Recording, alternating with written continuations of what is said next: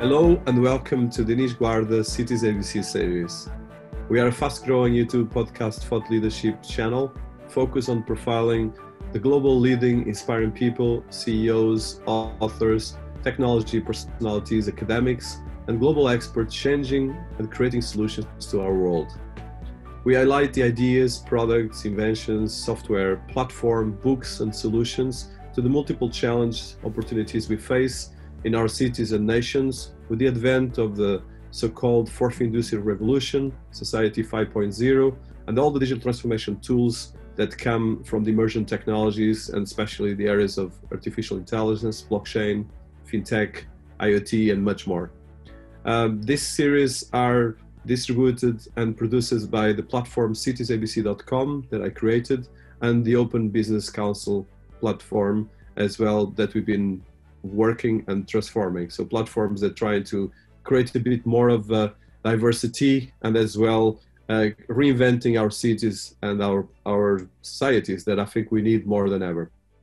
So today I have someone with me that I'm actually very excited to interview, and I think will be the first of a lot of interviews. So I think I can say multiple things with her. I'm very excited and inspired by her work. She's an American businesswoman and advocate for the rights of persons with disabilities, but that is just one thing. She's as well an activist in the good sense of the word of creating solutions for our world. She has created multiple platforms, according some of them is the TecAccess, which provides solution designed for information technology accessibility for people with disabilities and for Section 508 compliance. She's the chair of the United Nations G3-ICT Employability Task Force that supports information and communication assistive technologies and has assessed 104 countries regarding the implementation of the Convention of the Rights of Persons with Disabilities, which is a big thing. So I could go as well, going for all the things. She's as well one of the global thought leaders in social media. She's quite impressive as well because she has been writing and pushing all this message. She created as well the chat on Twitter, Access Chat. I think I said it right now. And she's been as well pushing a lot of these things, both in the bridge between disabilities, but as well all the ways we can make the world a better place. And so welcome to our podcast series, Debra. I could go for probably 10 minutes more, but I'll let you speak. I think that's the purpose of this call. Well, thank you so much for having me on the podcast. I appreciate it. It's always interesting hearing your bio, but it's embarrassing too. But it just, the work that we do, it's about making the world a better place, which I know is the work that you do as well. I mean, we really want cities for all, well, that means all people. That means people that maybe today are disenfranchised. That means people that maybe are not being included, like people with disabilities or people that are aging into disabilities or other diversity groups. And so I think the work that you're doing is very important, and us coming together to support each other supports the world. So I think that, it's time for us to value all human beings and stop deciding that some human beings are less valuable because they're from the wrong country, they believe in the wrong God, they don't believe in God, they love the wrong sex, whatever it is. Let's stop doing that, because to be human being means we're a multidimensional, person. And we come in all shapes and sizes. And if people want to contribute and make the world a better place, let's make sure that they can contribute. 100%, and very inspiring, and I think that's who you are as well. And I'm very grateful to have you here, but as well to just share these ideas, because we learn with each other. And I think you are a person of a high level of knowledge, but as well a high level of integrity, which is not easy, especially with the world we're living today. So I want to start by your background. So very successful in a lot of areas, from digital to business to as well activism, but as well making a lot of bridges that are very difficult to do, especially someone that is doing so much. And as well, probably who made you who you are now, because I think I'm sure there was people that inspire you, there was family, there was education. So just understanding that history. Well, when I first started off in my career, I wasn't I kept changing my mind about what I wanted to be. I wanted to be a police officer. I'm glad I didn't choose that route, only because what a hard job in the United States right now. But I wanted to be a psychiatrist. I always wanted to do jobs that helped people. But my dad was a technologist at a time when nobody really knew what a technologist was, but my dad was a technologist with AT&T, and my dad taught me and my siblings to really love technology, and that technology can be a great equalizer if we make it accessible to the people. Technology can be really good to support humans so that humans can do their best and they can do more. So technology is a great equalizer. So I wound up in the banking industry, and I was in the banking industry for 25 years, and I made it up into the executive level. And I liked what I was doing in the banking industry. It was about technology and it was about training. But it just didn't feel like it was having as big of an impact as I really wanted. And so I decided, when my daughter, who was born with Down syndrome, reached the middle school age in the United States, I decided to become an entrepreneur. How hard could it be? Okay. Wow. It is so hard being an entrepreneur. But I think, sometimes, I believe that it must have been an entrepreneur that said ignorance is bliss, because I didn't know what I was getting into, which is really good, because I probably would have been way too terrified to do it. But I created TecAccess to make sure that technology was accessible to people with disabilities.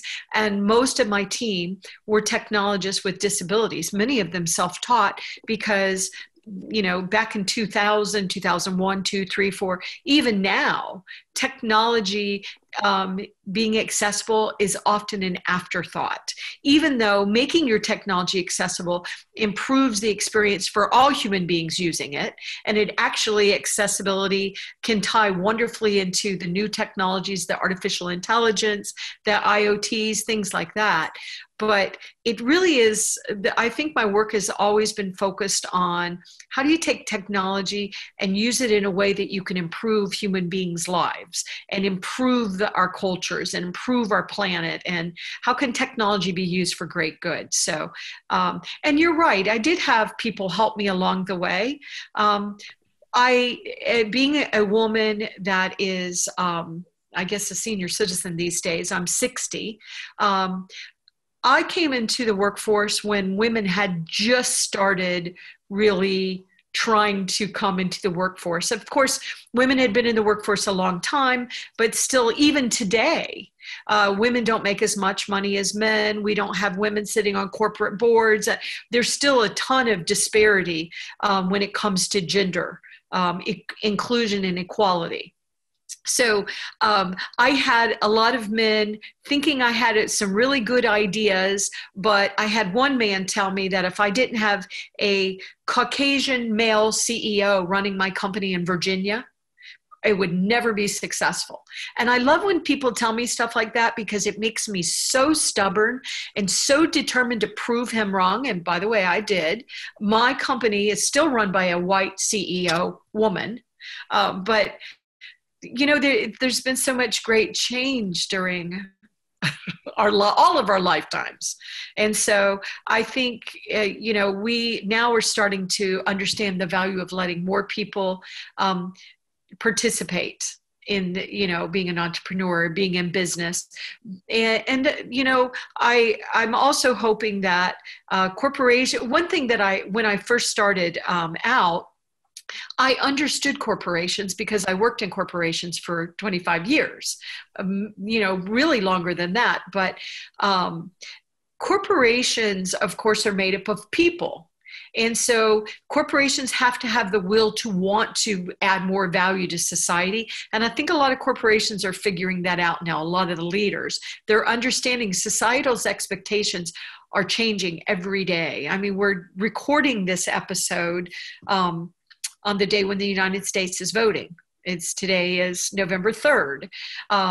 And so, there's a lot of great change that needs to take place in the world. There's a lot of confusion, and a lot of the large corporations that we deal with, they're actually looking around trying to figure out how do they contribute to society in a way that really does add value, but at the same time, they're looking at it from the lens of, they want to be an employer of choice. And the younger people have said, I'm not going to work for you if you're not making a difference. So all of those things are coming together, and we are one of the voices that are trying to make sure, so are you. You're one of the voices too, to make sure that we all come together to make the world work for more people and make sure that technology enhances humanity as opposed to what we've been seeing. It's all about the money. Who cares if anybody's helped? Those days, I'm hoping, are moving into the past. Oh, and wonderful and very inspiring. So I want to touch. So you have a daughter with Down syndrome. I actually had as well. I grew up as well with at least 2 or 3 neighbors there were, and so for me it was kind of normal. But I know that it's not easy for a parent to do that, and as well to grow with that. So, what brought you for the disability and all this work you've been doing on this area? So was your daughter, or was as well this sense of looking at integrating people? I just want to understand that story, and I think especially I'm interested. I'm a father as well, and I think it's not easy to manage that, especially as an entrepreneur woman, and as well, like you mentioned, with all the challenges that come out of that. Yeah, and thank you for asking. When my daughter was first born, we did not learn that she had Down syndrome for 4 months, which is unusual. Usually the doctors will find out that you have a child with Down syndrome before the baby is born, or certainly right at birth. But they did not find out that my daughter had Down syndrome until she was 4 months old. And when they called my husband and I to tell us, that our daughter had Down syndrome, I already knew who my daughter was. I mean, I'd lived with her for 4 months. I'd carried her for 9 months, but I already had an understanding of I'd already bonded with this child, obviously. And it was hard enough to hear that your daughter has a disability, is such a serious disability at the same time. But I was really taken back about how society reacted to this diagnosis. Instead of people hearing that I just had a baby and they're so excited, they would hear I had a baby, but she had Down syndrome. And it was this gigantic tragedy. Everybody thought it was a tragedy. And that made me so sad, because I actually thought my daughter was a really cool human being. I still think she is. I thought my daughter was the first person with a disability that I'd ever met. So because there's so much confusion and people not understanding this field, because the reality is there are so many more people that are part of the disability community, but they don't even know it. If you have had cancer, diabetes, certainly somebody that has Down syndrome, or somebody that's blind, or maybe somebody that's deaf, or somebody with multiple, disabilities, but it's almost like I felt like I needed to contribute to help society as one of the voices, because I'm not the only important voice, but as one of the voices to understand, what does it really mean to be human? And to decide that my daughter's life didn't matter, which I've actually had people say, that because she has Down syndrome. I mean, I saw once a tweet that said, well, if you're carrying a baby with Down syndrome, just abort it and try again. Well, yeah, I really think that my daughter being as part of the world has added value. So, and then of course, we've been talking about, as we age, more of us acquire disabilities. It's just a natural part of life. And sadly, my husband has been one of those statistics. Whenever my husband was a young boy, before I knew him, at 11 years old, he was hit by a drunk driver. And it actually killed him on the scene, but they were able to revive him. And he was in a coma for a week and a half. He didn't go back to school for months, but he wound up surviving it, and his brain rewired, and he grew up, he got married, he had 2 children, he had a successful life, but unfortunately dementia came for his brain because he had such a bad traumatic brain injury. And so his brain is aging differently from somebody whose brain wasn't hit by a car.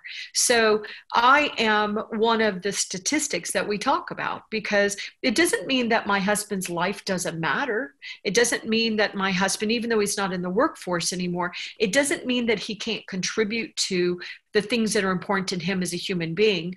But I think the reason why I am so passionate about these conversations is I just think we really need to rethink who we pity in society, who we let contribute in society, who we let be part of changing the world and making things a better place. So when I was a young woman, I was often told, oh, you're so young, go sit down, be quiet, let the adults handle things. Well, now we're seeing young people change our world. We're seeing people 14 years old, Greta. She started at 14, totally changing the world in climate action. So I think we're rethinking what it means to be human in a lot of ways right now. And my work just goes hand in hand with those efforts. Yeah, that's very inspiring, very, very, very difficult as well, because I think, like you said, the most important thing is taking ownership of these things and understanding that the world is not linear, let's put it that way. Right. Because I think it's a big problem we have right now, and I think it's been always a problem with societies. Then if you look at history of mankind, I'm writing a book about Society 5.0, and one of the things I've been researching is the kind of the evolution of the 4 different societies. If you look at the Sapiens by Yuval Noah Harari, and actually as a new right now cartoon part of the book, but it's more about the society. The best moments of society is when we actually realize these strengths and we create a coexistent society with all these differences that you've been mentioned. So from my experience, and as well especially from your experience, as you got these challenges, and at the same time, like you mentioned, you create a very successful business. So how was that experience? Because I think I'm particularly interesting, and I think especially for my audience, I want to make sure that this is about sharing experience, because we demystify, and that's what I love about podcasts and as well this kind of interviews, is that we always learn something. So how was this experience with first of all, educating your daughter, which I know that the United States is particularly difficult for healthcare on these areas.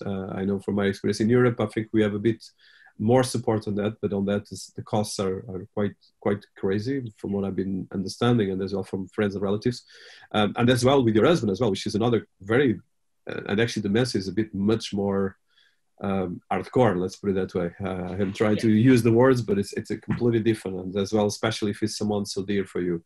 So I would like to hear that part, because I think sometimes we don't realize, well, how people like you have been for all this suffering, but you are here, and you are here doing amazing things. So that's the most important thing as well. But we have to help other people that don't have the same levels of energy. Yeah, and I have always believed that we're here, to make the world a better place.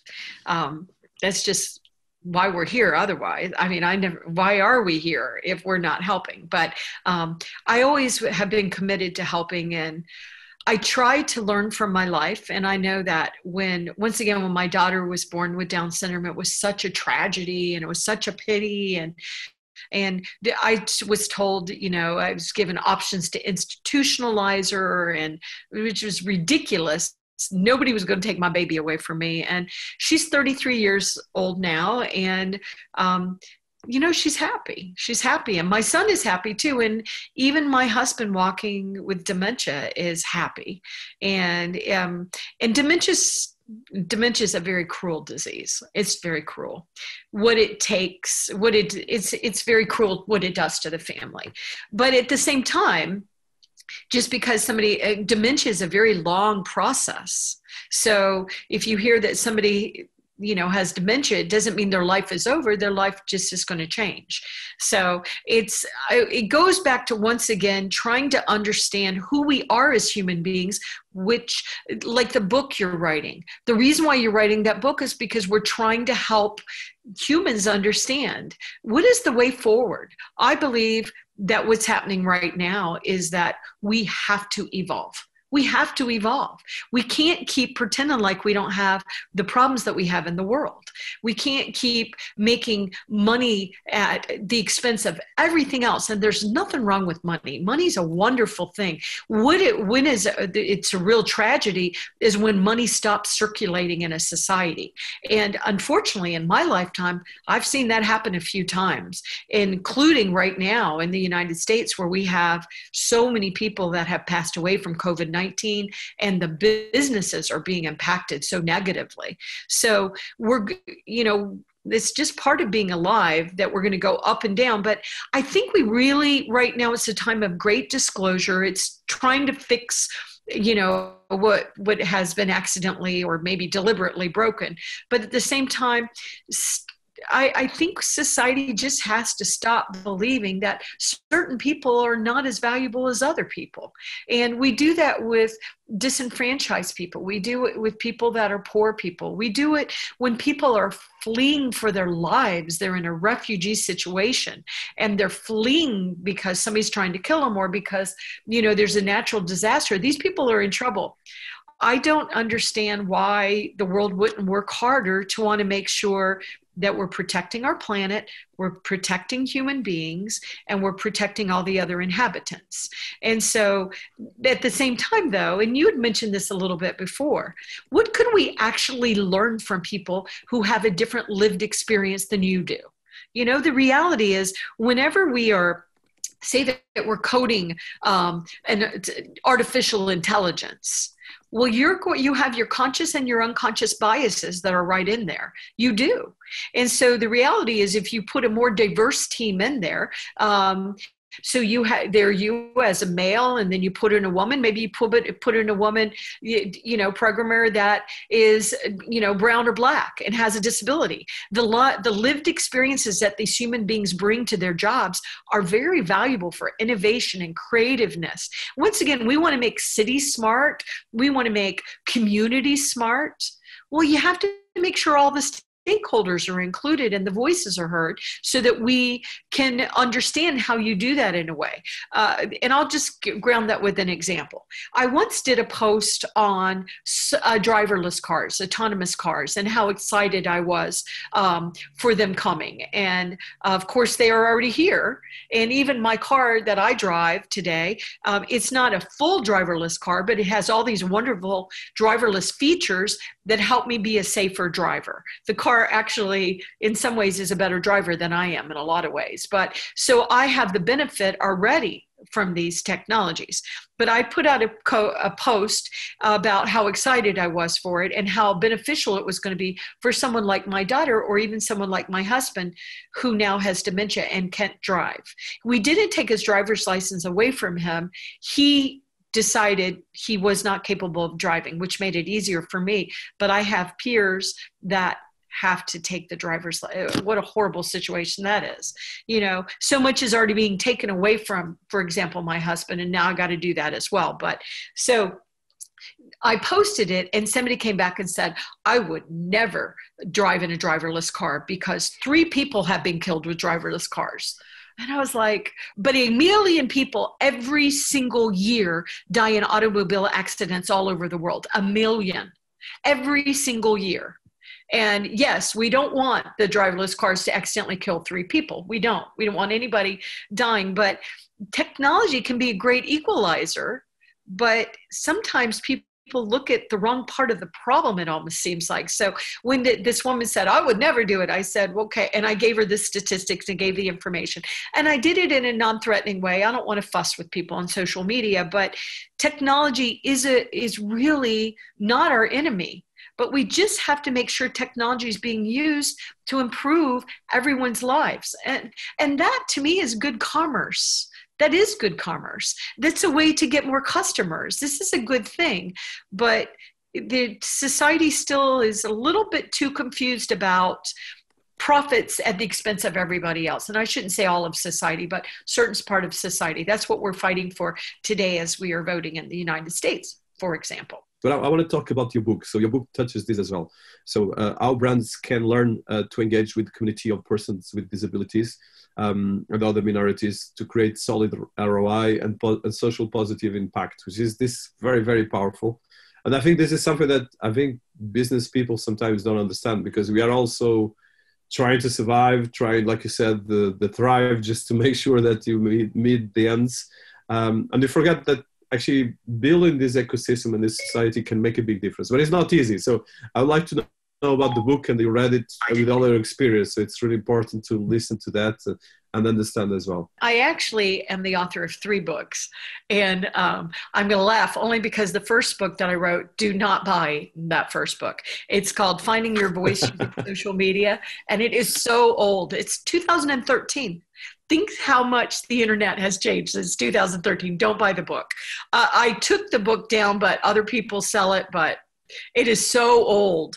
And then the second book I wrote was Tapping into Hidden Human Capital, really talking about why it's so important to hire diverse teams that include people with disabilities. And it tells you exactly what to do. Once again, that one was written in 2016, so some of the information is dated as well. And then my latest book is Inclusion Branding, which is 2018, so it's coming up on 2 years. And the section in there about social media, I disagree with some of the things I said. For example, I had said, I believe in following back people. I mean, that's the one way that I built my platform, my following, was I followed people back because it's social. And so I said, you should follow people back unless, they're doing naughty stuff. Well, I've changed my mind. I'm much, much more stringent and careful about following people back, because you don't know if they're people or if they're bots. And so I look at it differently. So once again, I think it's got a lot of great data, but the world is changing so fast that, some data like social media data, it becomes dated very quickly. So I just wanted to make that point. But when I was writing Inclusion Branding, which I do think is a very relative, very, very important book for brands to read, I wrote about why it's so important to focus on social impact and why it's important to your candidates, your current employees, your shareholders, your stakeholders. And so I wrote about it from all the different perspectives. Now, I use the community of people with disabilities because I do care so much about this community as an example, but I told the audience that was reading the book that you could actually put in any other thing that's important to you and it would work. If you were important breast cancer awareness, so that's something that's very important to your brand, you can use these same themes, whichever part. But what's happened now, even more so, is that society's expectations continue to change of these corporations, especially the largest of these corporations. We do expect you to be doing the right thing by your employees, by your customers, by your shareholders, by society. And so Inclusion Branding, that was what it was written about. It was written about how do you as a brand make sure you're making inclusion a priority, and how do you talk about it? How do you get the communities engaged, and how do you make sure the community's voices are heard? And I'll just give you one small little thing that came up the other day when I was on a webinar. We were talking about, in the United States, we are very picky about the language that we use. And sometimes it's annoying. It's something that we're fighting about right now. Well, I'm tired of all the politically correct way I have to talk. I should be able to say whatever I want. Well, yeah, some things you shouldn't say. But at the same time, as we figure out through societies, what do we expect from the corporations that we work with, the vendors that we partner with, the entrepreneurs that we support, the churches, the mosques, we're breaking down every single part of society to try to decide what's important to us as people. And so I think the books like Inclusion Branding can help the corporations start to get there. But it is, once again, I think no matter what book you're reading, you have to constantly be updating because things are just changing so quickly. It's sort of a difficult time, but we all have to be paying attention and listening. And corporations they have to understand our expectations are changing. We don't mind you making money. We understand you've got to make money to be profitable, to pay your employees. I'm fine with that. But at the same time, the young people continue to vow they are not going to buy from you. They're not going to work from you if you're doing something that hurts society, hurts our planet, hurts people. We're not going to work for you. And we've seen the young people walking out, striking. I mean, right now we're in the middle of the pandemic. Everybody's focused on that. But I do believe society's expectations have changed. And I also believe that this pandemic has allowed a lot of us to really rethink how we want our worlds to look. What do you want your world to work? Do we care about, the Spanish people? Do we care about people in the Kingdom of Saudi Arabia? Do we care about people in Australia? Do we care? Okay, we're human beings. Let's all come together and work together. We're stronger together to solve the world's largest problems. That's what the content I'm writing about. And I know that's what you talk about too, which is one reason why I followed you and connected with you. This is critical, and I think it's going to be increasingly more critical, but as well as a big challenge. So I want to go through, so you have a huge background and work in terms of accessibility and inclusion. And as well, of course, you've been working with the United Nations in the light of this work that you've been doing, both as a researcher, but as well as an activist and as well pushing things forward. What could you say, let's say, if I would ask you a global research template, how do you see, can we summarize some of the trends? Because I know that is not an easy task and there's a lot of work to be done, but I think just understand where we are at this stage. Right. Well, I think we've made some progress. I know that we've made some progress. And I know just based on the customers that are coming to my company, Ruh Global Impact, I can tell that we've made progress because it's, please create technology. We love technology. We want all the things, but taking a step back and saying, is the technology that you're creating needed in the world? And what benefits is it going to have? And one of my clients is a Chinese company.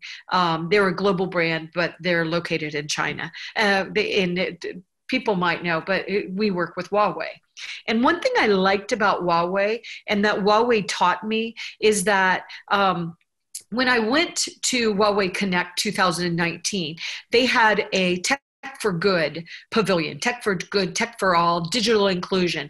And they had some wonderful things that they had created to make the world work better for rural communities in Africa, rural communities and other countries in China, in the UK, in the US, and there was efforts being made. And there was they were doing a lot of cool projects, including one project, it's called the Rainforest Connection, where they're working in the rainforest in Costa Rica and Africa, for example, and they take old technology and they put it with solar panels and other technologies, and they listen to the forest. And so they can hear if there's illegal logging. So you can hear the sound of a chainsaw starting up, and the park rangers, they know whether or not somebody has a legal permit to be in that part of the forest using chainsaws. And if not, they can go and they can stop it. They can arrest the people, take their equipment, and stop us cutting down our forest, because those are the lungs of the planet. So I like when I see big multinational corporations come together with small nonprofits to make the world a better place using technology that we are normally just going to throw in the landfill. So, but one thing that I saw, and I've talked to them about this, was when I left their Tech for Good pavilion, they had some really, really cool technology that they didn't consider Tech for Good. They had this robot that could do sorting of recyclables, and they had this cockpit for planes that had some really, really good social impacts tied to it. So I said to them, well, why are these things not in your social good pavilion? And they said, well, because we make a profit at those things. So we only put things in our Tech for Good that we are doing as charity. Well, and I think that's one thing we're going to change. It's okay for you, please do charitable contributions and charitable support, but if you're building tech for good, even if you're making a profit, we're cool with you making money. We just want you to build things that are good for the planet, the people, and the inhabitants on the world. And so I think corporations are doing it, but they're not talking about it in the right way, and they're not going to the right people. Like you're talking about cities for all and the cities for good. We need those technologies so that we can make sure that we have those impacts. And so it's almost like the corporations still don't really understand how to talk about what they're doing to really show us that they're having impact. And so I think that's an opportunity that these corporations have, that all not just corporations, that we all have. But I think that's one thing. I think there's actually good happening, but we're not hearing about it in society. So we can't reward these organizations, these corporations that are doing the good work, because they're not telling us in the right ways.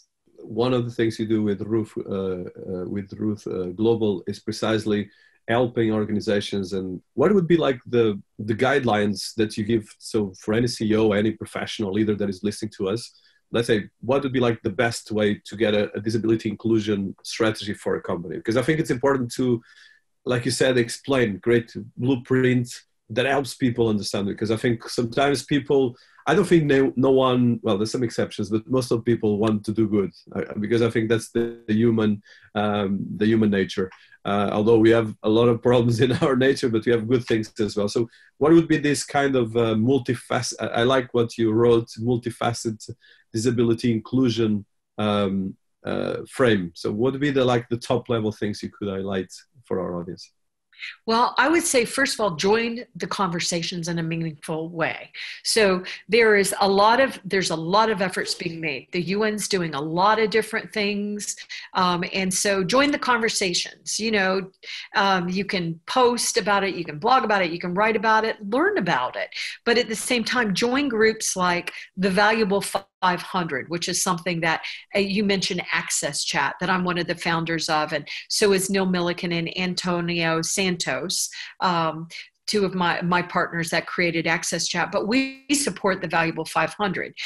I also say to corporations, look at your entire geo footprint, because I had this US brand that was a global brand, well-known brand. I'm not going to tell you their name. And they had said, well, we really want to do disability inclusion. So we're going to support this US-based business organization. And we're going to support this US-based organization that supports people that are blind. And I said, great, those are two wonderful organizations, but you're a global brand.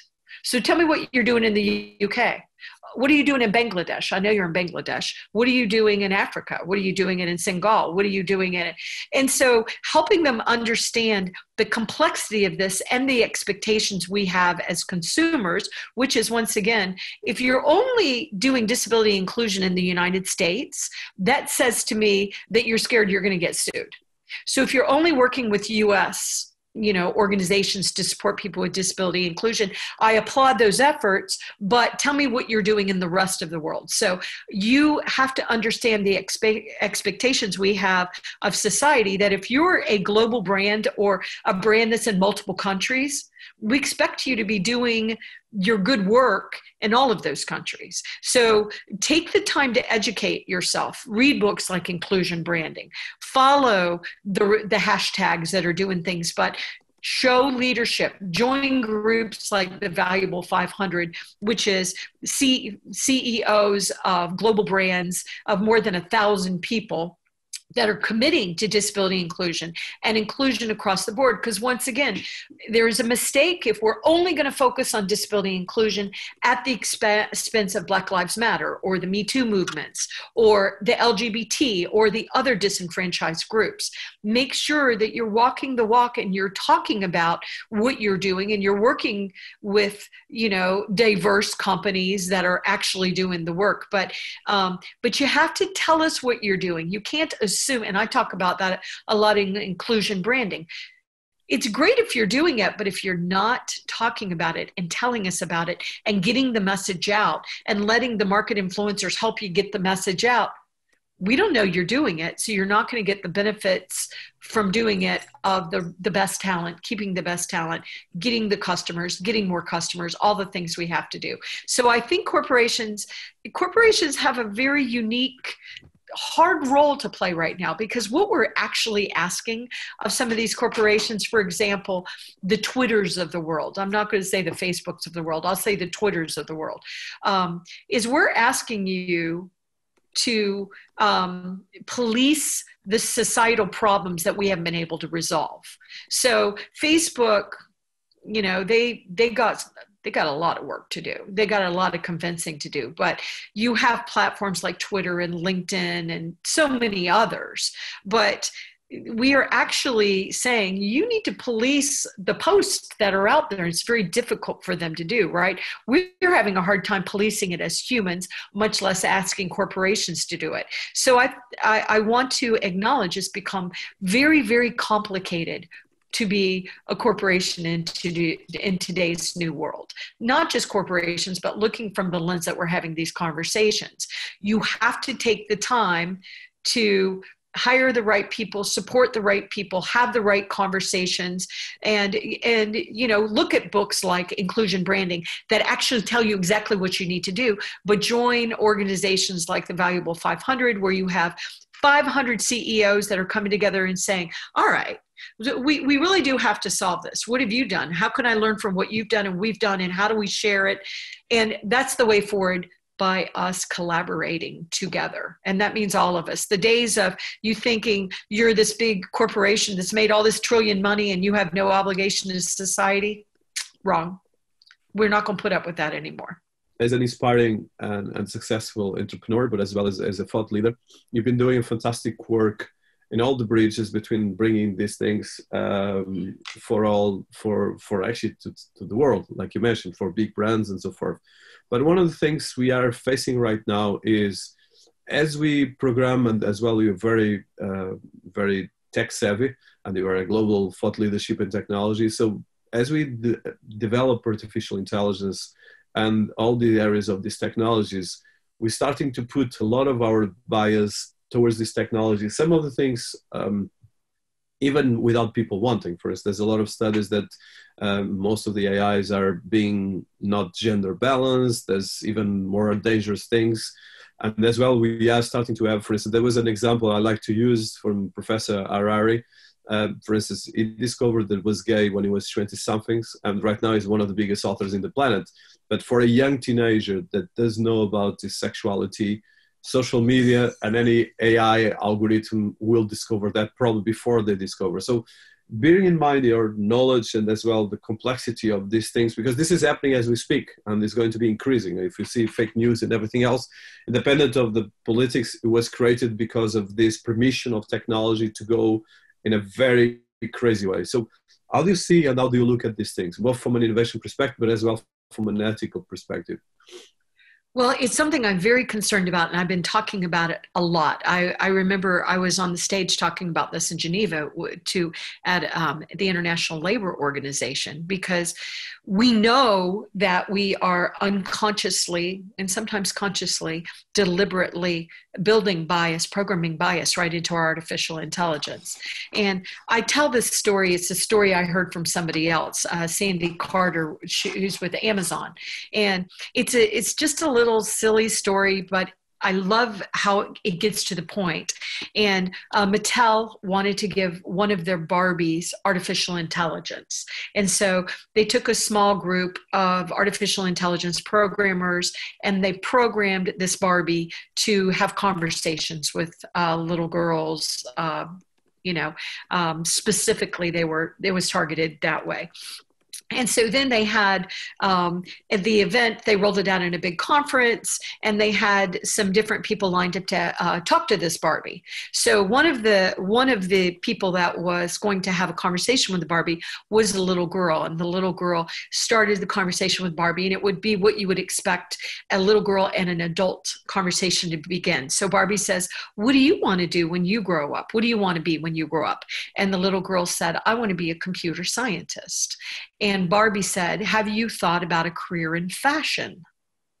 Well, the women were furious. that's what would be recommended, because little girls can be computer scientists. Little girls can work in STEM and, science, technology, mathematics. But then you dig into that a little bit more, and the programmers were a small group of all males. So if you had just a little bit of diversity, just a little bit of one of them being a woman, maybe a woman of color and a woman with disabilities, going into all the intersectionality, women would know immediately that if you said that, you would really make us furious. So you see, and that's just a small thing, but I'm an advisor with an AI and women in ethics group that Mia Dand is running.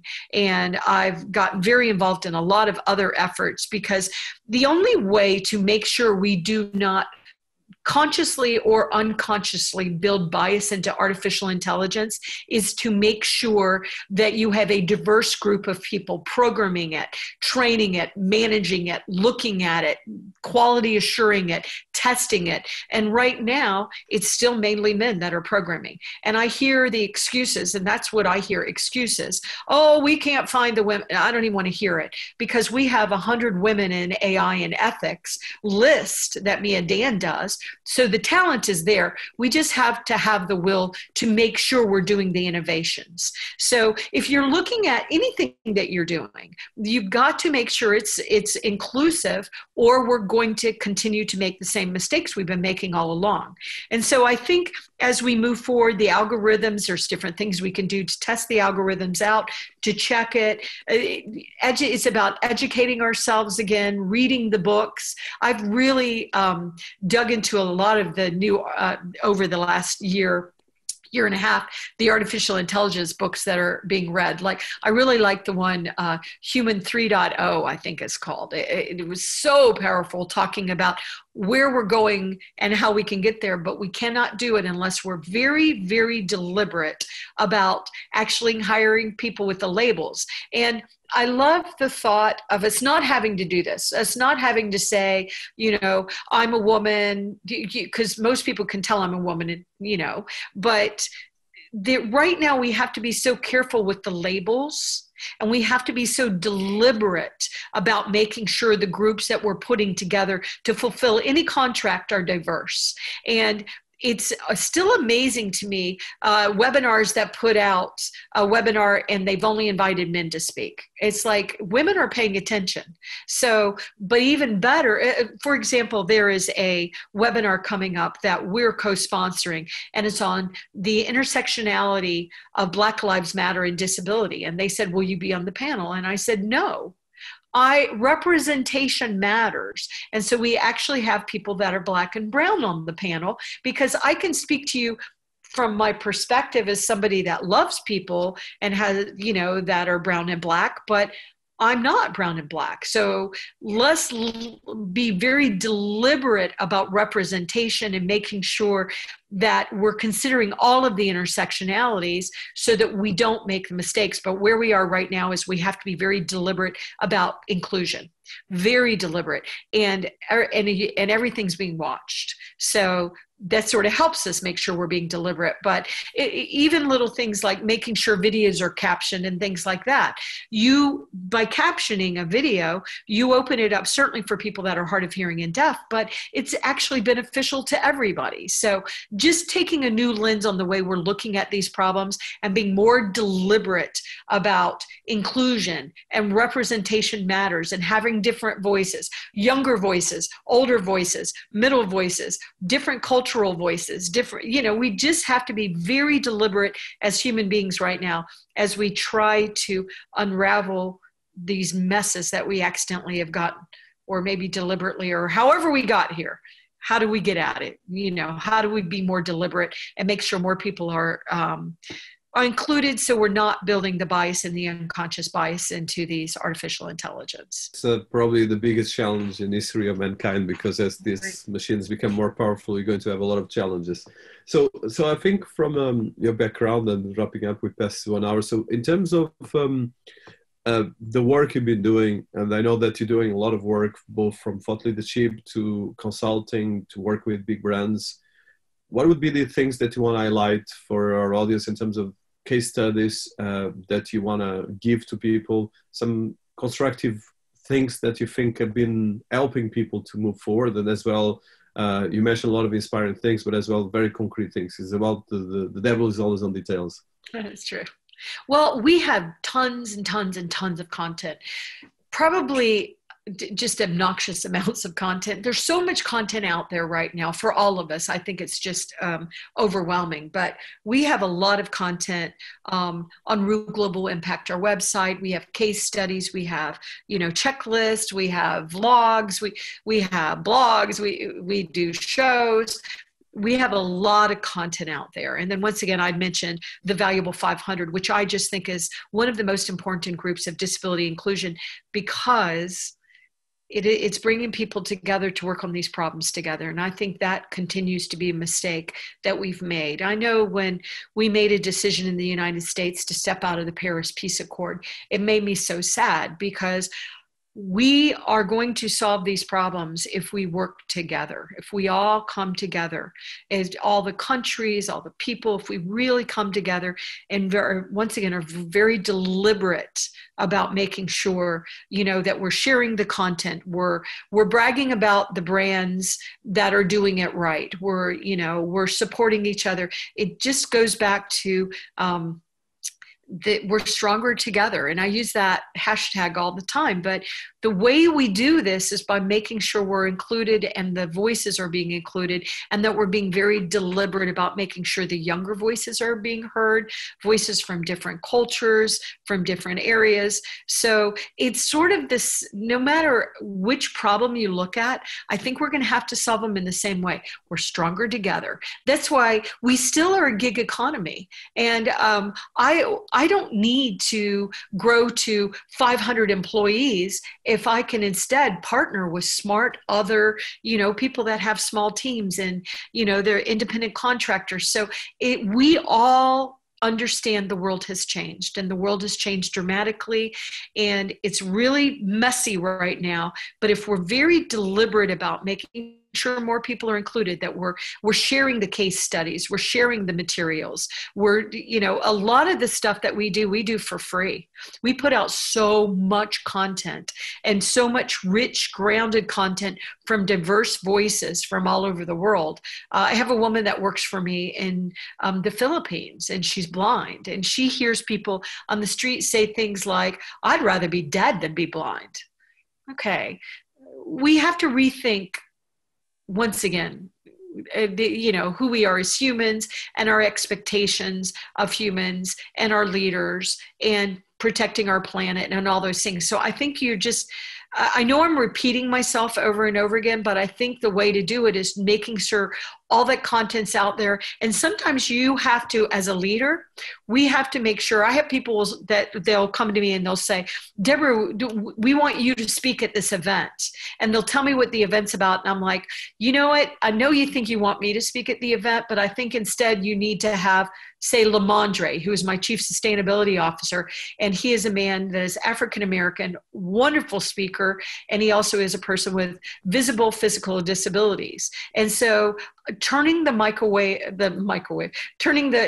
microphone to other people, making sure that you are opening the door behind you so that more diverse people can get in, being more deliberate about everything we're doing, including sharing good content on platforms like yours, on platforms like mine. We have YouTube, Debra Ruh Global. We have hundreds and hundreds of videos. Access Chat has hundreds of videos of content. So the content's there, but it's sometimes content overload. I want to acknowledge that. That's pretty intense right now too. One of the things that is quite remarkable, besides all this work that you've been doing, which in itself is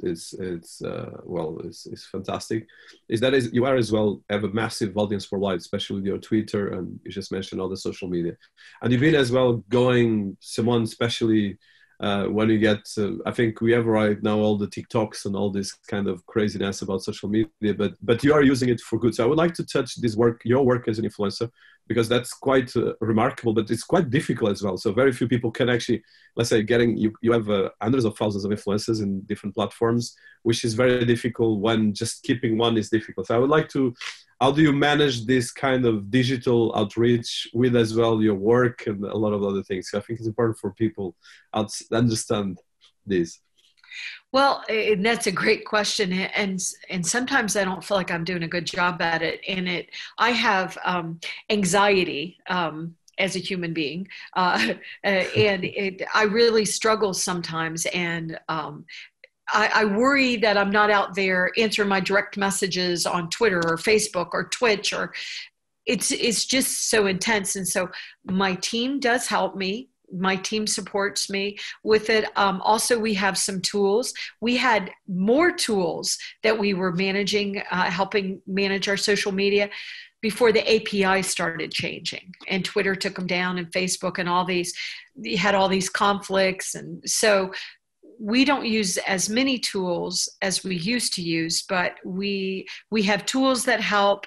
And at some point, I think we all have to just be willing to understand that you can't be on social media all the time. So I'm not very active on social media on the weekends, because I'm supporting my husband during the week. I don't have a caregiver. And so my reality is I'm not as active on the weekends. But I think sometimes we have to, we have to use the tools. We have to use the supports as we can. We have to do our best. And the reality is the way you grow your platform has changed, because the way I was growing my platform on Twitter, for example, before their API changes, it's very different. I get every day, I get hundreds of people following me on Twitter, which is wonderful. And yet my numbers never change. So it is so hard, because what happens is, and I feel bad for Twitter, but they're constantly having to take out the bad accounts and the bot accounts. And so as fast as people are following you, they're taking down accounts because they're doing things they're not supposed to be doing. And which is why it's also harder to manage, because I have to look at every account now. And I do little tips like, if somebody hasn't taken the time to put a profile picture up, I'm not following you, because I don't understand why you don't have a profile and you haven't taken the time to do your profile. And so I look at it, and I look at, I will actually tap in and I'll look and see what tweets they're doing. And I will make decisions based on some of the tweets and the hashtags they're using. But I do it by just working too many hours. I know I'm doing that, but using some tools and using my team. But I do want to acknowledge it's very difficult. And it's also difficult. I was whining about this the other day. It's not just taking care of your emails now. You also have to look at your direct messages on LinkedIn and on YouTube and on Twitter and on Twitch and on Instagram, and it is so overwhelming. And you could have real legitimate messages coming to those platforms, and you miss them because it's just like drinking out of a fire hose. So it's, and I think it's great to be on one platform, but if your work is really important like ours is, I have to be on all the platforms, and I have to cross-platform, and I have to have podcasts and multimedia shows, and because there's just so much change happening. So I don't have all the answers, and I apologize to anybody that sent me direct messages that I haven't gotten back to. But one thing I would recommend to anybody trying to get somebody's attention that is an influencer is try going to multiple mediums to get their attention, because it's just, there's just so much coming at us. It's very inspiring, and I know that it's very difficult because I'm as well in social media, and it's difficult, especially when you pass like 10, 20,000, 30,000, which is in itself massive, but you have in 100,000. So Debra, that's massive stuff. I think you touched about the 3 books and as well other things. I want to keep around 1 hour. So I would like, as a wrap-up question, and people can find you in social media, but what would be, let's say, the most, and you are, I know that in the United States is a very historical day. I hope, let's see what is going to happen. And I think it's a very divided country, but let's think about what would be the message of hope, especially we are among COVID-19, we are among so much challenges, and people try to be kind of overwhelmed in social media, and a lot of people, there's a lot of depression right now, a lot of mental problems with people being social distance, all these different things, and even not can hug people, which is kind of very difficult as well. So I would like to hear how do you, because this is about inclusivity, so I would like to finalize with a bit of hope from your side, because you are a wonderful, inspiring person. So I would like to hear that wrapped up on you. Well, I think that we have to take care of ourselves, and we have to be more deliberate. I use that word deliberate, but I think right now you do. I noticed that I wasn't drinking as much water, for example, and my depression and anxiety was getting worse, because these are intense times. These are really hard times. So I got a little app that would remind me, drink water, drink water. And I find that I always wanted to totally do a yoga workout every day. Now I do it in the morning and I do it at night. And so even the way I exercise, I used to, and I loved it. I used to go to the gym and do Zumba 3-4 times a week. You can't do that because I can't expose my husband. So, you know, taking the time to take care of yourself. And I know that seems stupid to say, but it is so important right now. Hydrating, eating right, exercising, getting your sun. It's more important than ever before to do those things. But at the same time, I think a lot of people really need to think, what is really important to you? You know, because before we were all sort of, it felt like we were all doing exactly what we're supposed to do. You're supposed to go do this. You're supposed to go to college. You're supposed to get this type of job. You're supposed to get married. You're supposed to have kids. All these things we're supposed to do. Well, now that the pandemic has changed all of that, I think really stepping back and thinking about, what do you want to do with this life that you've been given? What do you want to do? And then finding out the way to get there, going to people, mentoring and all those things. But I think first we have to take care of ourselves and then try to take care of those around us. But we also have to understand everybody's in trouble. Everybody's in trouble. Whenever you're driving in your car, if you're driving and somebody cuts you off, you don't know what intensity that person's walking. You don't know who they just lost. You just don't know. And so you don't know when you're in the grocery store and somebody gets a little too close or you feel they're aggressive.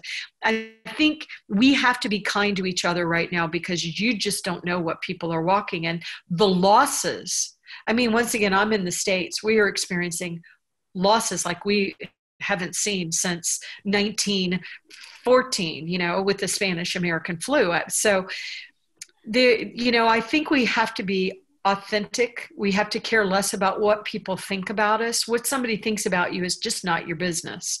And I know that's hard to do, but just focusing on taking care of ourselves, taking care of the people we love, being kinder to everybody, and I will also say this. One thing that I finally figured out is we do all this work and we do all the things we're supposed to do. We listen to the advice, and yet the customers that come to us, they seem to come to us from nowhere, as opposed to coming to us for all the work, because of all the work we've done. So I'm starting to finally realize and accept I have no control at all, except how much I drink, how I'm spending my time, how I'm taking care of myself. I just think we have to acknowledge that everything has changed, and our expectations of ourselves, our loved ones, our leaders, our corporate leaders.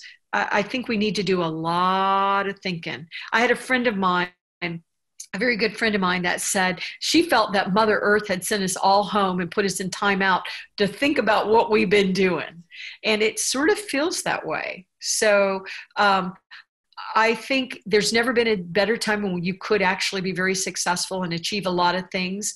And the corporations also understand market influencers. And a lot of people say they're market influencers, but what you're posting, what you're contributing, as you had talked about earlier, it's going to be very clear about who you are and what you're doing and how you're contributing. The world's going to be able to tell very quickly. And so I think taking the time, first of all, take care of ourselves. It's the old oxygen mask. The oxygens fall, mask fall, you put it on yourself, and then you help the person beside you if they need help.